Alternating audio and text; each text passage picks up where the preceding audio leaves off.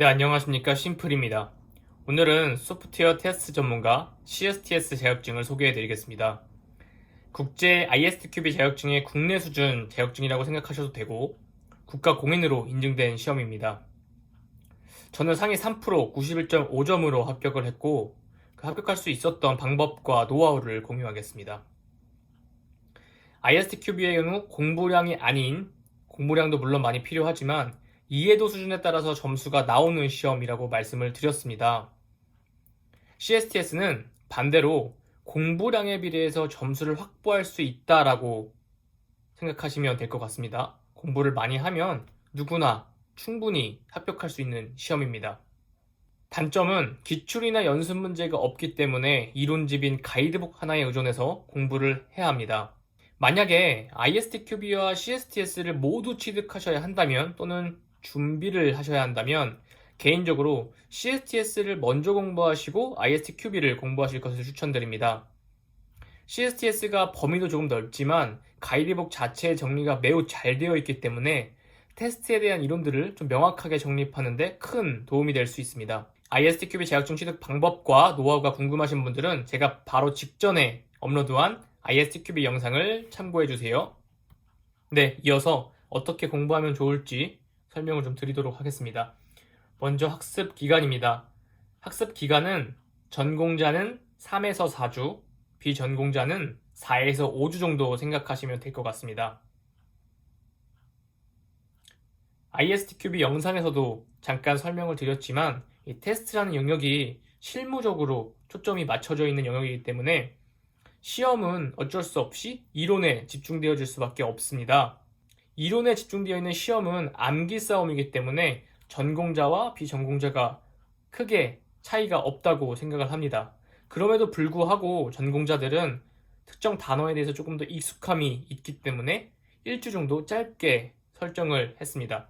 다음으로 준비물에 대해서 말씀을 드리겠습니다. 준비물은 학습 교재죠. 학습 교재는 딱 한 개만 기억하시면 됩니다. 네, TTA 한국정보통신기술협회에서 나온 소프트웨어 테스트 전문가 CSTS 가이드 이 한 것만 준비하시면 CSTS 시험을 준비하실 수 있습니다. 한 가지 특징이 있다면 CSTS도 난이도에 따라서 파운데이션 레벨과 어드밴스드 레벨이 있는데 이 책 한 권으로 두 레벨을 모두 커버하실 수 있고요. 범위만 조금 달라지는 특징이 있습니다. 네, 다음으로 공부 방법에 대해서 설명을 드리겠습니다. 준비물은 한 권이라고 제가 말씀을 드렸고 이 한 권으로 파운데이션 레벨과 어드밴스드 레벨을 모두 준비할 수 있다라고 말씀을 드렸습니다. 그렇기 때문에 어떤 레벨을 준비하느냐에 따라서 공부 방법이 조금 달라집니다. 공부하기에 앞서 가장 먼저 확인해야 될 부분은 내가 공부해야 될 범위가 무엇인지입니다. 한국정보통신기술협회 TTA에 들어가시면 파운데이션 레벨과 어드밴스 레벨의 범위가 나와져 있고 그 범위를 이 CSTS 가이드의 목차와 함께 비교하시면 됩니다. 저 같은 경우 지금 보시면 파트 1 테스트 개요에서 제5장 위험 기반 테스트에 형광펜을 쳐놨습니다.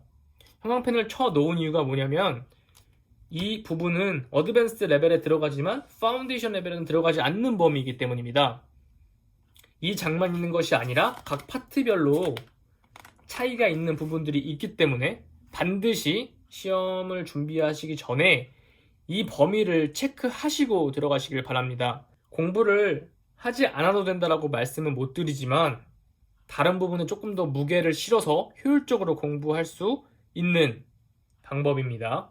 어드밴스드 레벨을 준비하시는 분들은 전부 다 꼼꼼하게 확인을 해주시면 됩니다. 네, 이렇게 범위를 체크하셨다면 이 교재 하나를 시험 전까지 다회독을 하시면 되는데요. 본인의 스타일에 맞게 할 수 있는 한 최대한 많은 공부를 하시길 바랍니다.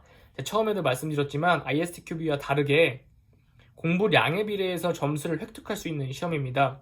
저 같은 경우는 7회독 정도를 진행했고 91.5점으로 합격을 했습니다. 만약 ISTQB까지 이어서 준비하실 분들이라면 단순히 커트라인만 넘겠다라고 생각하시지 마시고 만점을 받아보겠다라고 생각하시고 준비를 하시길 바랍니다. 네, 마지막으로 유념해야 될 사항이 좀 하나 있습니다. 기본적으로 이제 국가공인 시험이라고 한다면 커트라인이 60점, 못해도 70점인 경우가 많은데 이 CSTS 같은 경우는 75점이 넘었을 때 합격을 할 수 있습니다.